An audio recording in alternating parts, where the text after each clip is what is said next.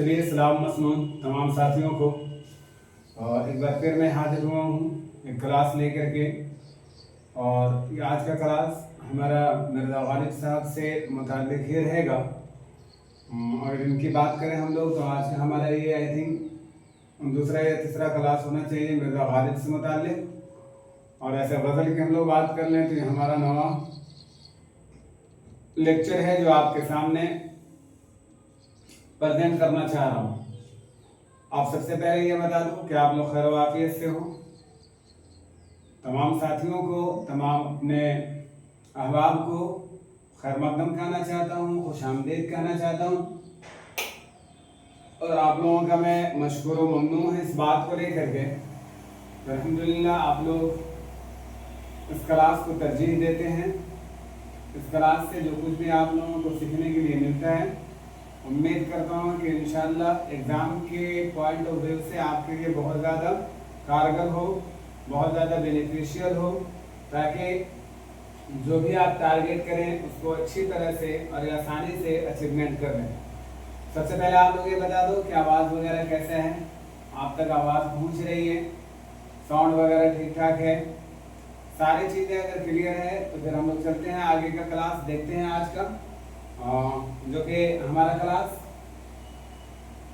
Lecture number 9 गज़ल से मुताल्लिक़। और मिर्ज़ा गालिब साहब से अगर बात करेंगे तो आप लोग जाकर के एक बार क्लियर हो जाएगा। तमाम साथियों से जो नए साथी इस क्लास में जुड़े हैं उनसे मैं मुअद्दबाना इल्तमास करूँगा कि आप एक बार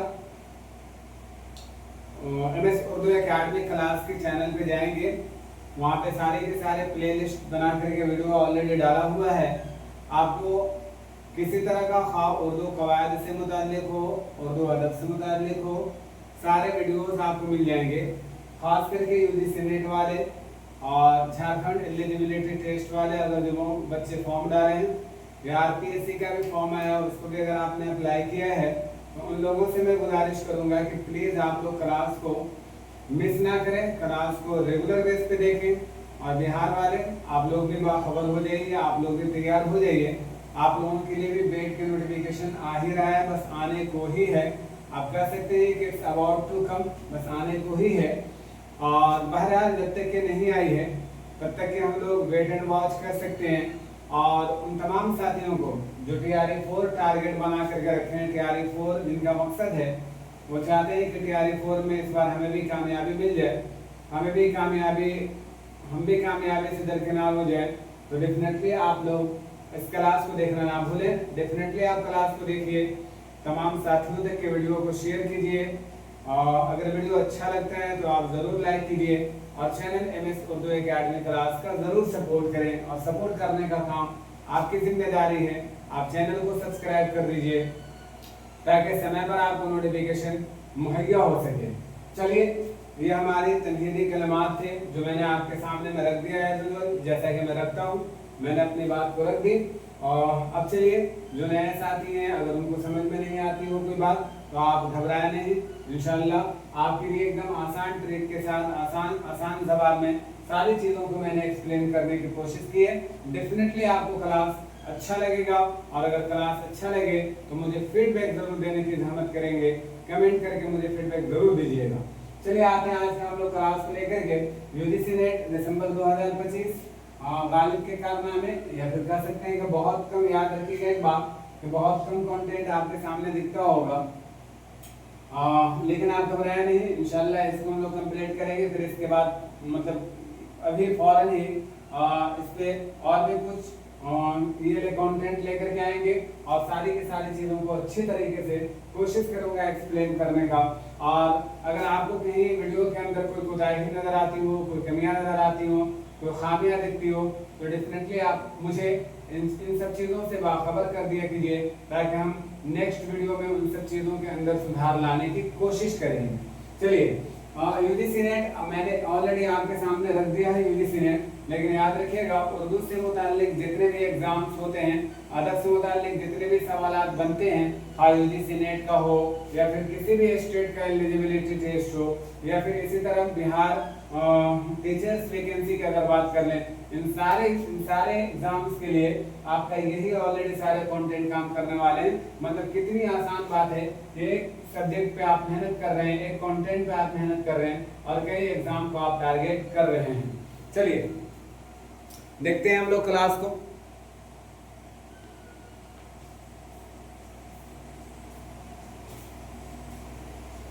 आप सबसे पहले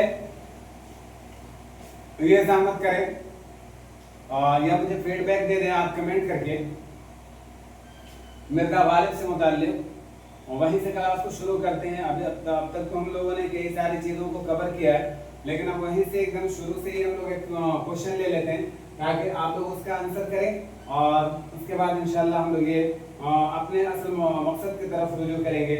आप जल्दी से बता दीजिएगा मिर्जा असदुल्ला खान साहब के बारे में कि मिर्जा असदुल्ला खान कलकत्ता का सफर कब किए थे और उनका कलकत्ता जाने का मकसद क्या था, और ये दोनों अगर आप कमेंट करके बता दीजिएगा तो साथ में आप ये भी जरूर बता दीजिएगा कि कलकत्ता जो वो गए थे वो किस रास्ते से होकर के गए थे, मतलब कहाँ कहाँ उन्होंने क़याम किया। फिर उसके बाद आपको मालूम होना चाहिए कि तकरीबन 2 साल का वक्फा हो गया था उनको कलकत्ता पहुंचने में। तो ये 2 साल ऐसा तो नहीं कि सड़कों पर इन्होंने स्पेंड कर दिया, कहीं ना कहीं ऑलरेडी अपना टाइम तो स्पेंड किए होंगे कहीं ना कहीं। तो आप ये बता दीजिएगा साथ में कि इन्होंने जो ये 2 साल का वक्फा जो बीच वाला हिस्सा में, बीच वाले इलाके में जो इन्होंने स्पेंड किया था तो कहाँ कहाँ ठहरे थे। 3 क्वेश्चन यही से मैंने पूछ लिया। कलकत्ता का सफर इन्होंने कब किया था, किस वर्ष से किए थे, क्या अगराज थे कलकत्ता जाने का, और तीसरी चीज कि कहाँ कहाँ से होकर के कलकत्ता के लिए गए थे। यहाँ तक के बात समझ में आ गई। हम लोग देखते हैं आज की क्लास के अंदर बहुत सारी चीजें जो ऑलरेडी एक एक करके देखने की कोशिश करेंगे। सबसे पहले मैंने एक किताब दे रखी है, जो किताब का नाम है परतुस्तान। ये अगर आप कर सकते हो परतुस्तान, ये तलफ्फुज़ आप कर सकते हैं, क्या कर सकते हैं, परतुस्तान। अगर इनकी हम लोग बात कर लें तो इन्होंने ये किताब जो लिखी थी खानदान तैमूर की तारीखी वाक़यात के बारे में। खानदान तैमूर आपको मालूम हो उस समय मुगलों का ज़माना था, मुगलों के बारे में सारी चीज़ें चल रही थी। तो इन्होंने ये जो किताब लिखी थी खानदान तैमूर की तारीखी हालात के बारे में इन्होंने लिखा था। खानदान तैमूर की तारीखी हालात को इन्होंने कलमबंद की थी। उसके बाद अगर हम लोग देखें तो यही किताब जो है ना, इनको इन्होंने 2 हिस्सों में तकसीम किया था। कितने हिस्सों में तकसीम किया था, बीच बीच में अगर ना समझ में आया तो कमेंट करके जरूर पूछ लिया कीजिए। इन्होंने इस किताब को 2 हिस्सों में तकसीम किया। पहली किताब का नाम जो इन्होंने दिया महर नीम रोज, क्या था, महर नीम रोज। इस किताब का नाम याद रखिएगा। देखिए ऑलरेडी मैंने आपके सामने आज कुछ अलग तरीके से लेकर के आया हूँ। एक तो आप देखिएगा कि जो आपके लिए इम्पोर्टेंट चीज है वहाँ पे मैंने क्या कर दिया, अंडरलाइन कर दिया एक चीज, और दूसरी चीज ये देखिएगा कि वहाँ पे मैंने ऑलरेडी कुछ अलग कलर से लिख दिया है ताकि आपको अच्छी तरह समझ में आ जाएगी कि ये सारे पॉइंट हमारे लिए बहुत जरूरी हैं। तो 2 हिस्सों में इन्होंने तकसीम किया। एक जो किताब थी, पहले जो हिस्से थे उनका नाम महर नीम रोज था। और अगर हम लोग दूसरी का अगर बात कर लें तो दूसरी हिस्से का नाम जो मैंने यहाँ से लेकर यहाँ पे लिखा है माह नीम माह, याद रखिएगा माह नीम रोज करके भी आता है। तो माह नीम माह बोले या माह नीम रोज बोले, दोनों मतलब एक ही है। पहला जिल्द की अगर हम लोग बात कर लें तो महर नीम रोज, इसके बारे में अगर हम लोग बात कर लें तो ये 4 जिल्दों पर मुश्तमिल है। कितने जिल्दों पर मुश्तमिल है, ये भी पॉइंट आपके लिए इम्पोर्टेंट है। कितने जिल्दों में, 4 जिल्दों पर मुश्तमिल है ये किताब। अगर इसके हम लोग बात कर लें तो इस किताब में गालिब ने तैमूर से लेकर के हुमायूं तक की तारीखी हालात को बयान किया है। तैमूर से लेकर के कहाँ तक की इन्होंने बात की है, हुमायूं तक के तारीखी हालात को बयान किया है। अच्छा आप लोग बताएंगे हुमायूं का मकबरा कहाँ है, that is the very common question, बहुत इजी है, हर बच्चे जानते हैं, कॉमन सी चीज है। तो आप लोग भी कमेंट करके मुझे बताएं तो हुमायूं का मकबरा कहाँ है। इस किताब में गालिब ने तैमूर से लेकर के हुमायूं तक का तारीखी हालात को बयान किया है। ये भी याद रखिएगा। दूसरे हिस्से की अगर हम लोग बात कर ले तो दूसरे हिस्से जैसा कि नाम मैंने बताया ही थी आपको, माहिनीमा, इसमें अकबर से लेकर के बहादुर शाह जफर के जमाने तक नामुकम्मल बात रह गई। इरादा तो इन्होंने ऐसा किया था कि मैं ऑलरेडी तकमील तक के पहुंचाऊंगा, मुकम्मल करूंगा, लेकिन मुकम्मल ना हो सका किसी वजह से, और इन्होंने आधे अधूरे पर ही बात को छोड़ दी। एक बहुत अच्छा क्वेश्चन मैं आप लोगों से करने जा रहा हूँ, जल्दी से आप लोग बताइएगा। अकबर का पूरा नाम आप बता दीजिए, अकबर का पूरा नाम बता दीजिए, और बहादुर शाह जफर का पूरा नाम बता दीजिए। ये दो क्वेश्चन हैं, दोनों क्वेश्चन का आंसर आप जल्दी से कमेंट करके मुझे बता दें। मुकम्मल इरादा किया था कि इस किताब को भी तकमील तक पहुंचाएंगे, इस किताब को भी हम मुकम्मल करेंगे, लेकिन किसी वजह से क्या हो गया, ये नामुकम्मल रह गया। अगर हम लोग बात कर लेते एक पॉइंट और अगर हम लोग देख लें तो यहाँ पे यहीं से रिलेटेड है, इसलिए यहीं पे देख लेता हूँ। नोट करके मैंने लिख रखा है, मतलब ये समझ में आ गया कि वीवीआई पॉइंट है हमारे लिए, इनको एकदम याद रखना होगा। इनको अपने दो तरकीबों पर बड़ा नाज था, इनको अपने दो तरकीबों पर बहुत ज्यादा नाज था, बहुत ज्यादा नाज था इनको। एक उनमें से था माहिनीम और दूसरा था इसके अंदर क्या लिखा हुआ है, रस्तखेज, रस्तखेज। ये दोनों के बारे में याद रखिएगा। इनके दो तरकीबें जो हैं इनको बड़ा मकबूल था, इन्हें बड़ा पसंदीदा था, ये बहुत पसंद करते थे। और ये दोनों जो था, एक था उनमें से माहिनीम और दूसरा था रस्तखेज। रस्तखेज पूरा नाम अगर बोले रस्तखेज बेजा, रस्तखेज बेजा। आप लिख ही लीजिए, यहाँ पे छूट गया तो आप लिख ही लीजिए।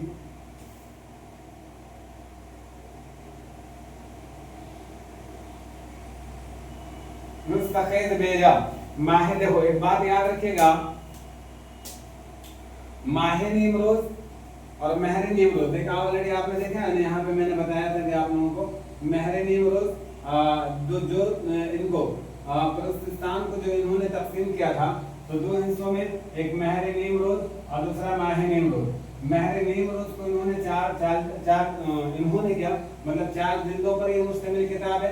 और महरे नीम की अगर हम लोग बात कर लें, तो अगर इनकी बात कर लें, महरे निमरोज की अगर हम लोग बात कर लें, तो इन्होंने इब्न तैमूर से लेकर के हुमायूं तक की बात की है। मतलब याद रखेंगे एक बात कि महरे निमरोज पहली किताब है, तो डेफिनेटली पहली बादशाहों की बात की जाएगी। मतलब पहली किताब है तो पहली बादशाहों की बात की जाएगी। अगर दूसरी किताब माहे निमरोज है तो फिर उनके बाद वाले बादशाहों के बारे में बात की जाएगी। ये मैंने तरीका बताया आपको याद रखने का, ये मैं आपको एक मेथड बता रहा हूँ, समझा रहा हूँ, ताकि आप अच्छी तरह से दिमाग में इसको रख लीजिएगा।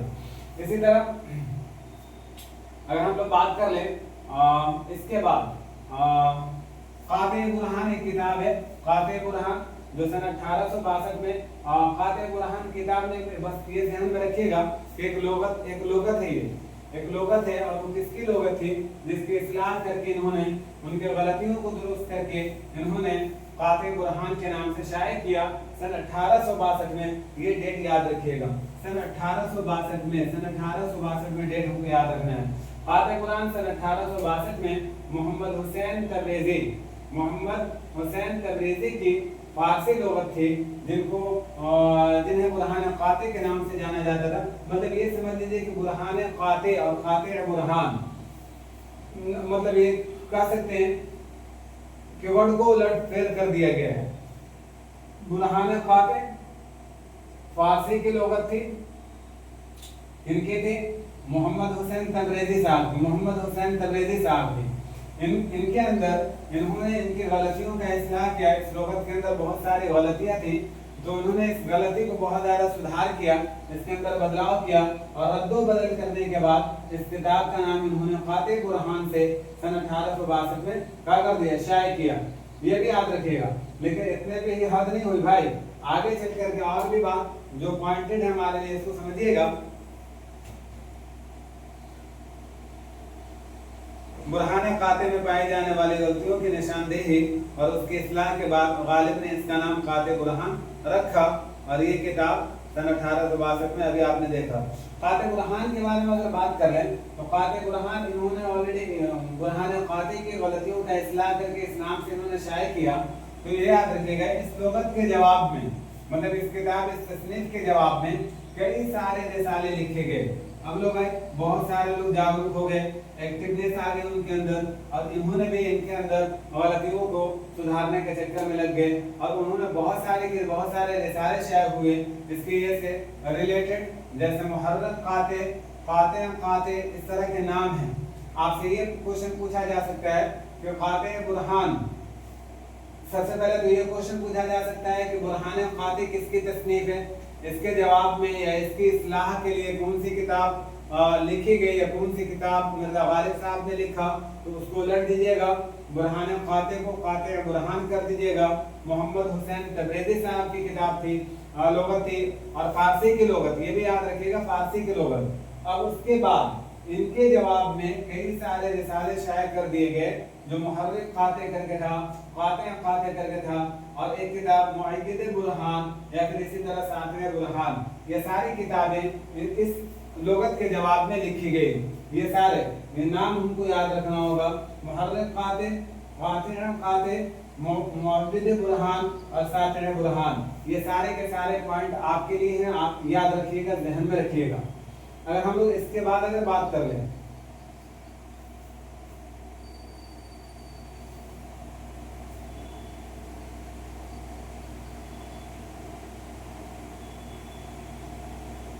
इन किताबों के जवाब में, आप जरा सा एक और पॉइंट ले लीजिए यहाँ पे, इन किताबों के जवाब में गालिब के दोस्तों ने लताइफ गैबी, कौन सी किताब, इस पॉइंट को जरा सा नोट कर लीजिएगा, मैं बोल रहा हूँ आप नोट कर लीजिएगा। इन किताबों के जवाब में जो ऊपर में अभी ये चला ना, मुहर्रक काते, मुअय्यिद बुरहान और सातवें बुरहान, इनके जवाब में मिर्जा गालिब साहब के दोस्तों ने लताइफ गैबी के नाम से, वाक़े हिज़यान के नाम से, यह सवाला वाक़े इज़हान के नाम से अब्दुल करीम साहब ने लिखी थी। अब्दुल करीम साहब, मतलब ये समझ में आ रहा है कि मिर्जा गालिब साहब के दोस्तों में से थे। इन्होंने इनके जवाब में लताइफ गैबी और वाक़े हिज़यान नामी किताबें लिखी। गालिब ने अपनी किताब काते बुरहान में, हाँ एक पॉइंट और ये याद रखिएगा, कि काते बुरहान में मिर्जा गालिब साहब ने अपने उस्ताद के बारे में जिक्र किया है, और उन्होंने कहा है कि मुल्ला अब्दुल समद साहब मेरे उस्ताद हैं, मैं इनका शागिर्द हूँ, मुल्ला अब्दुल समद, ये नाम याद रखिएगा। इनसे पूछा जा सकता है, आप लोग देखे होंगे बहुत सारे शायरों के उस्ताद के बारे में जुमरे की शक्ल में क्वेश्चन बनाई जाती है, तो ये ध्यान में रखिएगा, ताकि आप किसी तरह से कोई भी क्वेश्चन बने आप पीछे नहीं हटेंगे आंसर देने में इंशाअल्लाह। मुल्ला अब्दुल समद साहब को इन्होंने उस्ताद कहा है, लेकिन बहुत सारे मुहक्किकीन का मानना है कि इन्होंने सिर्फ मनगढ़ी बात कही है। जैसे अगर बात कर लें काजी अब्दुल वदूद साहब की, और इनके अलावा और कुछ मुहक्किकीन हैं जिन्होंने मुल्ला अब्दुल समद को एक फर्जी वजूद करार दिया है, जैसे गालिब ने अपने मुखालिफिन पर अपनी फारसीदानी का सिक्का जमाने के लिए गढ़ा था। मतलब इस बात को जरा सा समझेंगे, जैसे काजी अब्दुल वदूद साहब और इनके अलावा और चंद मुहक्किकीन का मानना है कि मिर्जा गालिब साहब जो इनके बारे में, मतलब मुल्ला अब्दुल समद साहब के बारे में कहते हैं कि ये मेरे उस्ताद मोहतरम हैं, तो ऐसा नहीं है। इन्होंने मनगढ़ी बात कही है और आर्जी तौर पर किसी को उस्ताद बनाया है, मतलब ये फारसी के बहुत बड़ी शख्सियत थी, तो इन्होंने अपने लोगों के ऊपर उस समय के, उस जमाने के जो शोरा कराम हुआ करते थे या जो फारसी वो लोग हुआ करते थे, उनके ऊपर अपना सिक्का जमाने के लिए, मतलब अपना दावा मजबूत करने के लिए इन्होंने एक सबूत रख दिया। जैसे मैं बहुत अच्छी एक बात बताऊंगा, आपको सुनिएगा जरा सा।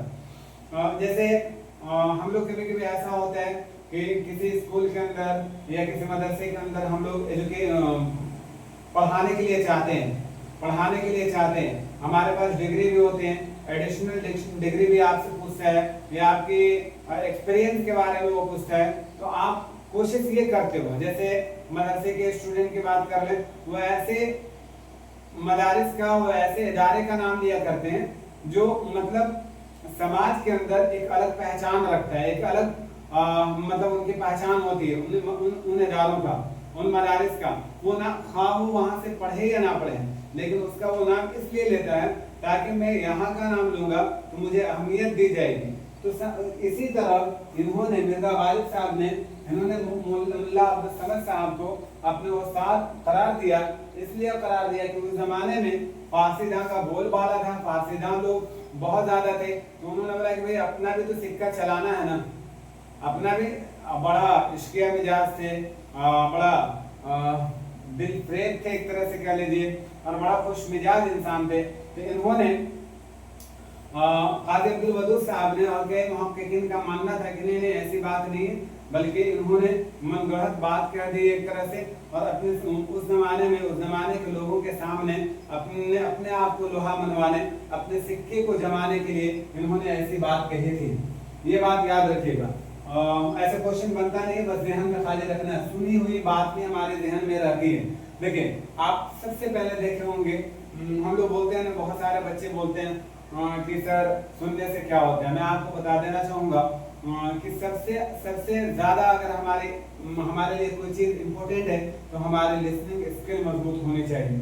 आप एक छोटा सा बच्चा को देखो जो पैदा होता है, उस बच्चे के अंदर किसी तरह का कोई भी मोमेंट नहीं होता है, लेकिन देखो मुसलसल तसलसल के साथ 3 साल 4 साल वो मुसलसल वो सारी चीजों को सुनता जाता है। आपने कभी ऐसा नहीं सुना होगा कि किसी बच्चे को माँ बाप बोलने के लिए सिखाया जा रहा हो, तो वो बच्चा अपने अंदर लिसनिंग स्किल को मजबूत किया, हर चीज को सुनते डेफिनेटली। वैसे ही अगर आप बहुत सारी चीजों को सुनेंगे और जब वो क्वेश्चन में फॉर्म होकर के आएगा, आपने उसको याद नहीं किया है, आपने उस पर तरजीह नहीं दी है, लेकिन डेफिनेटली मैं आपको बता रहा हूं कि जब वो क्वेश्चन में फॉर्म होकर के आएंगे तो आपका ज़हन पे वो सारी बातें आ जाएंगी, ये याद रखिएगा। तो दस्तंबो काते बुरहान मुल्ला अब्दुल समद साहब तो हो गया। बात काते बुरहान को एतराज़ात और दीगर मज़ामीन के साथ दूसरी दफा, काते बुरहान को एतराज़ात और दीगर मज़ामीन के साथ ये मिर्जा गालिब साहब ने दूसरी दफा दरफ्शे कादियानी के नाम से छपवाया था। मतलब एक बात और यहाँ पे भूल गई कि काते बुरहान का दूसरा नाम दरफ्शे कादियानी भी था। दरफ्शे कादियानी मतलब इसको दूसरी मर्तबा इन्होंने इस नाम को मुख्तस करके, इस नाम को लेकर के ये इसी किताब को दोबारा मजीद इस्लाह के साथ, मजीद इसके अंदर और भी बहुत सारे एतराज़ात थे उनको लेकर के और मजीद मज़ामीन को लेकर के इन्होंने इस किताब का नाम बदल करके काते बुरहान को दरफ्शे कादियानी के नाम से मार्केट में लेकर क्या इनकी इशाअत हुई। यहाँ तक के बाद क्लियर एंड क्रिस्टल बता दो जल्दी से।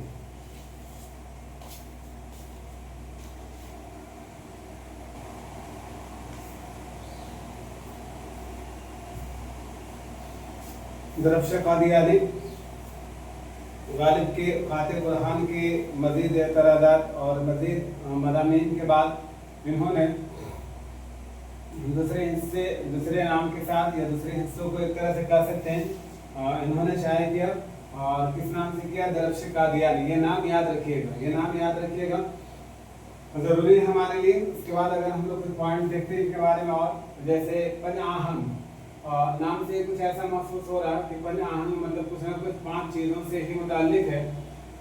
इसमें फारसी इंशा पर्दाजी के नमूने मिलते हैं। किसमें? पंजाहन के अंदर अगर हम लोग बात कर लें तो पंजाहन में जो मैंने रेड कलर के ये सारी चीज़ें आपके सामने में लिख रखा है ना, इनको हल्के में मत लीजिएगा, ये नैया डुबाने के लिए आपकी काफ़ी है।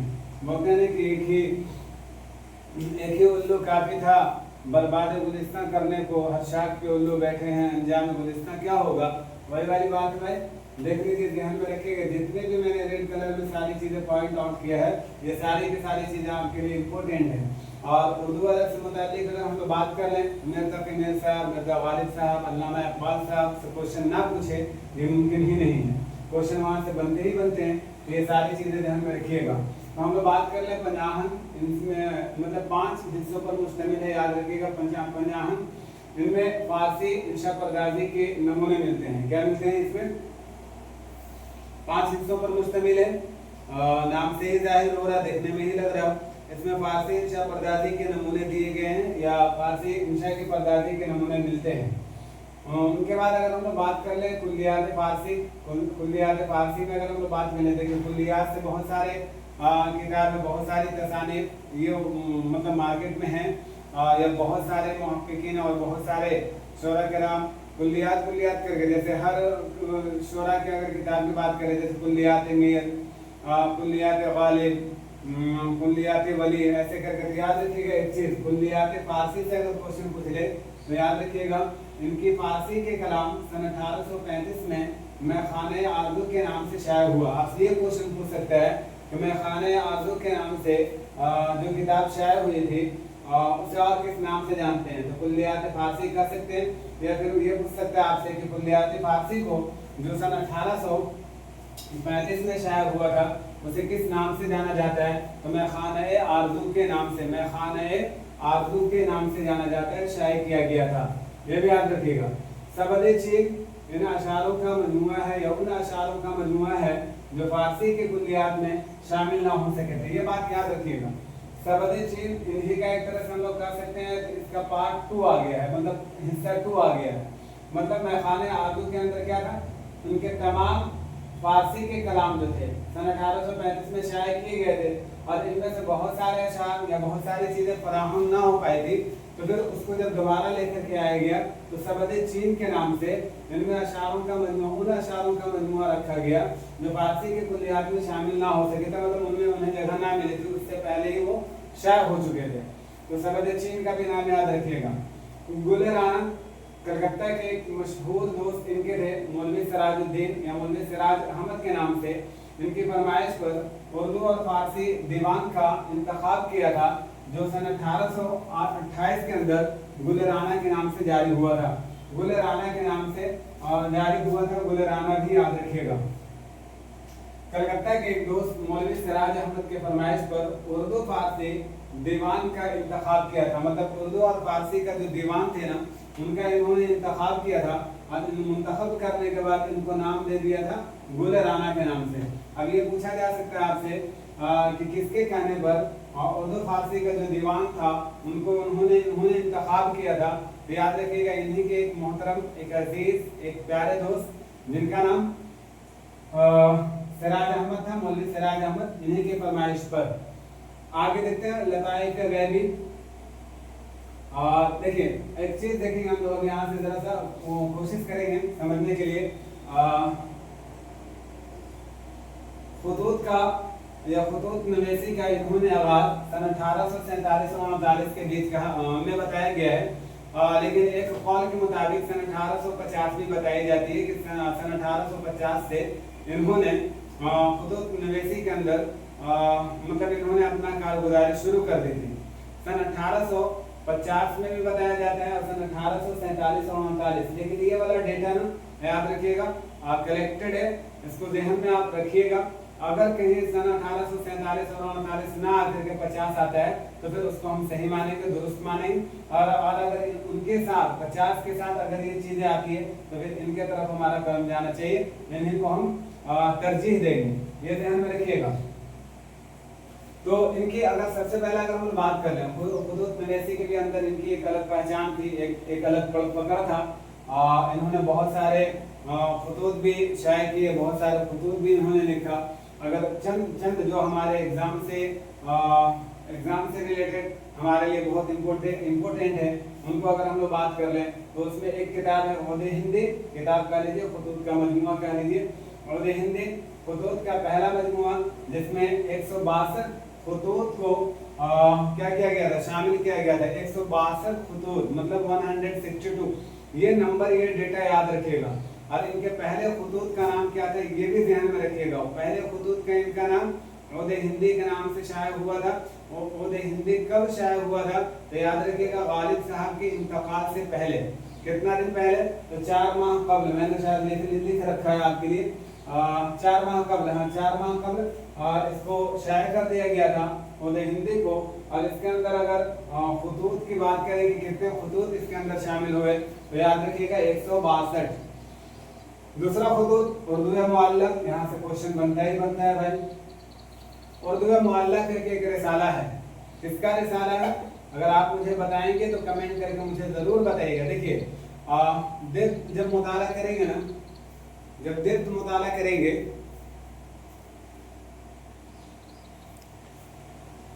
जब डीप जाकर के मुताला करेंगे, गहराइयों से मुताला करेंगे, तो आप याद रखिएगा बहुत ज़्यादा कंफ्यूजन आपके अंदर पैदा हो जाती है।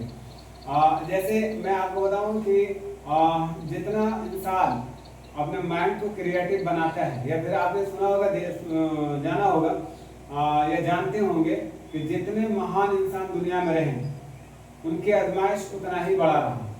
तो जितना अल्लाह के मुअज़्ज़ज़ लोग थे, अल्लाह के जितने भी क़ुर्बत इख्तियार करने वाले लोग थे, अल्लाह ने उन्हें वैसे तरीकों से आजमाया है। आप देखिएगा, तो इसी तरह अगर आप बहुत ज़्यादा डीप जाकर के मुताला करते हैं तो डेफिनेटली आपको बहुत सारी चीज़ें खुल करके सामने आती है, और उसके साथ साथ आपके अंदर बहुत ज़्यादा कंफ्यूजन पैदा होने लगता है। लेकिन उससे आप घबराएंगे नहीं।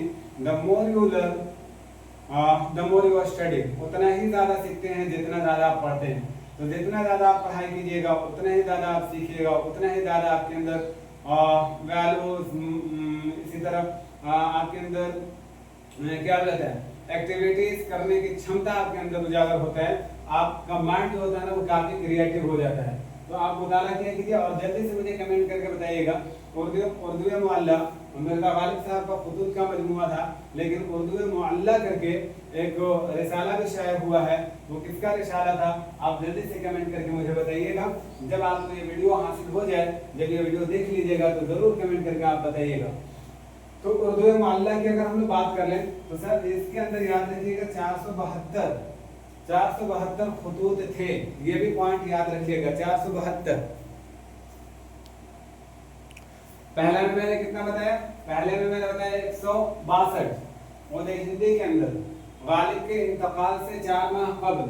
लेकिन अगर इसके अंदर बात कर ले, उर्दू मुअल्ला की बात कर लें तो सन का है 472। इसके अंदर खुतूत के मजमूए थे। इंतकाल के 19 दिन के बाद, 19 डेज आफ्टर 19 डेज, मतलब इनके इंतकाल के बाद 19 दिन के बाद ये उर्दू मुअल्ला शाया हुआ था। अच्छा, ये भी दो चीजें याद रखिएगा, लताइफ गैबी और दुआए सबाह, इन्हीं से मुताल्लिक किताब है 1864 में और 1867 में। ये भी किताब, इनका नाम याद रखिएगा, लताइफ गैबी और दुआए सबाह। आगे देखते हैं मकातिब गालिब। मकातिब गालिब इनकी ये भी एक खुतूत का मजमूआ है, और आपसे ये क्वेश्चन पूछ लेता है। मैं इंशाल्लाह बहुत जल्दी आप मुझे एक चीज़ का ये बताएंगे, आपसे मैं पूछना चाहूँगा, जल्दी से मुझे कमेंट करके आप लोग बताइएगा। मैं सोच रहा हूँ कि इंशाल्लाह संडे के दिन जो क्लास में आप लोगों का, ऐसे तो रिकॉर्डेड फॉर्म में ही आपको हासिल होती है, तो मैं सोच रहा हूँ कि मंडे को जो संडे को जो क्लास में आप लोगों का वजन से मुताल्लिक जितना भी हम लोगों ने पीछे में पढ़ा है, इन सारी चीज़ों को हम लोग चल करके क्वेश्चन बेस बना करके क्वेश्चन से आधारित इसको मतलब फॉर्म करके हम लोग इस पर बहुत ज़्यादा बहस मुबाहसा करें, ताकि हमारे दिमाग में वो सारी चीज़ें बैठ जाएं। आपको अगर ये थॉट अच्छा लगा हो तो आप मुझे ज़रूर कमेंट करके बताइएगा कि ना सर ऐसा होना चाहिए, और अगर नहीं तो फिर आप बताइएगा जो क्लास चल रहा हो चलेगा आपका। दो चीज़ें हैं, एक तो मैं चाह रहा हूँ कि हमारे चैनल से जो भी आप पढ़ो इंशाल्लाह वो सारी चीज़ें इतना पक्का ध्यान में लेकर के जाओ कि अगर हम लोग जितने भी यूनिट कंप्लीट करें वहाँ से अगर क्वेश्चन पूछे तो हमसे छूटे नहीं क्वेश्चन। तो उसके लिए हमारा क्लास जल्दी चलना भी ज़रूरी है। और दूसरी चीज़ें ये है कि हम लोग देखो, हम कई बार मैंने आप लोगों को बताया कि how much we study it doesn't matter is that how much memorise in our mind, कि हम लोग अपने माइंड के अंदर कितनी चीज़ों को याद रखते हैं, कितनी चीज़ों को बचा पाते हैं, ये हमारे लिए ज़्यादा इम्पोर्टेंट है। तो आप बता दीजिएगा अगर आप चाहते हैं, अगर ख्वाहिश है, अगर आपकी ख्वाहिश है, अगर आपकी डिज़ायर है कि नहीं ऐसा होना चाहिए, प्रैक्टिस एक दिन आना चाहिए। और अगर आप बोले तो इंशाल्लाह हफ्ता में एक दिन प्रैक्टिस का ही क्लास में रख दूँ, सिर्फ हम लोग क्वेश्चन पे ही बहस करेंगे। कोई भी यूनिट उठा लेंगे उस पर बहुत ज़्यादा क्वेश्चन लेकर के हम उस पर बहस करेंगे। तो उन्हें हिंदी की अगर हम लोग बात कर लेते हैं, खुतूत का पहला मजमूआ था उर्दू मुअल्ला। देखिए मकातिब गालिब, इसको भूलिएगा मत, ये क्वेश्चन ऑलरेडी प्रीवियस ईयर में देखा गया है पेपर में। मकातिब गालिब इम्तियाज अली खान औरशी साहब ने सन 1937 में शाया किया है। और रकात गालिब फारसी का ये भी खुतूत का मजमूआ है, और इसके अंदर याद रखिएगा टोटल 15 खुतूत के मजमूए हैं, 15 खुतूत हैं इसके अंदर। इसी तरह खुतूत गालिब, नादिरात गालिब और मकात गालिब, इसमें उर्दू ज़बान में फारसी क़वायद लिखी गई है, मतलब इसमें मकात गालिब के अंदर। इसमें उर्दू ज़बान में फारसी क़वायद लिखी गई हैं। यहाँ तक के बाद आप लोगों को क्लियर एंड क्रिस्टल है, सारा पॉइंट सारे कंटेंट आपके लिए एकदम आसान तरीके से आपको डाउनलोड हो रहा। आप मुझे कमेंट करके ज़रूर बताइएगा। वीडियो अगर अच्छा लगता है तो ज़रूर एक बार मुझे कमेंट करके बताइएगा। कहीं किसी तरह की कोई कमी और कोताही नज़र आती है उसके बारे में मुझे इशारा कीजिएगा, ताकि ऑलरेडी इसमें इम्प्रूवमेंट लाया जाए, सुधार लाया जाए। और आपके तवज्जुह से मैं आप लोगों को, नए स्टूडेंट को मैं बता देना चाहूँगा कि हमारे यहाँ रोज़ाना एक रिकॉर्डेड वीडियो फॉर्म में क्लास रोज़ाना अपलोड होता है 7 से लेकर के 7:30 के बीच में। और एक शॉर्ट वीडियो के जरिए मैं आप लोगों को परखना चाहता हूँ, मैं आप लोगों को देखना चाहता हूँ कि आपकी तैयारी कैसी चल रही है। तो उस वीडियो को भी आप ज़रूर अटेंड किया कीजिए। हार्डली 50 से 60 सेकंड का वो ये होता है, वीडियो होता है। उसके अंदर मैं क्वेश्चन लेकर के आता हूँ, वो भी मेरा 6:30-7 के बीच में इवनिंग में मैं अपलोड करता हूँ। उसमें भी आप अटेम्प्ट किया कीजिए, उर्दू अरब वाले जितने भी साथी हैं। इसके बाद वाला जो क्लास होगा, अभी और इन पे क्लास चलेंगे, वीडियो ज़्यादा लंबा ना हो जाए इसके लिए मैं अपने क्लास को यहीं पर इख्तिताम करता हूँ। और इंशाल्लाह इसका पार्ट 3 जो हो जाएगा वो हम इंशाल्लाह कल के क्लास में लेकर के आएंगे, उस पर हम लोग गुफ्तगू करेंगे। यहाँ तक आप लोगों को क्लास कैसा लगा ज़रूर आप लोग बताइएगा। मैं आपका कमेंट का इंतज़ार करता हूँ। आप लोग ज़रूर एक बार मुझे कमेंट करके बताएं। जो नए साथी हैं उनसे एकदम ये आपके लिए लाजिम मलजूम है कि आपके जितने साथी हैं उन तक के वीडियो को शेयर किया कीजिए, उन तक के वीडियो को ज़रूर सेंड किया कीजिए, ताकि वो लोग भी देखें। और आपके जितने भी साथी हैं, दोस्त हैं, अहबाब हैं, जितने भी हैं, जिनका मोबाइल आपको आसानी से मैसर आ जाती है, उनसे आप मोबाइल लेकर के चैनल को सब्सक्राइब करना ना भूलिएगा। मिलते हैं इंशाल्लाह नेक्स्ट क्लास में। दीजिए मुझे इजाज़त। खुदा हाफिज़। अस्सलामु अलैकुम।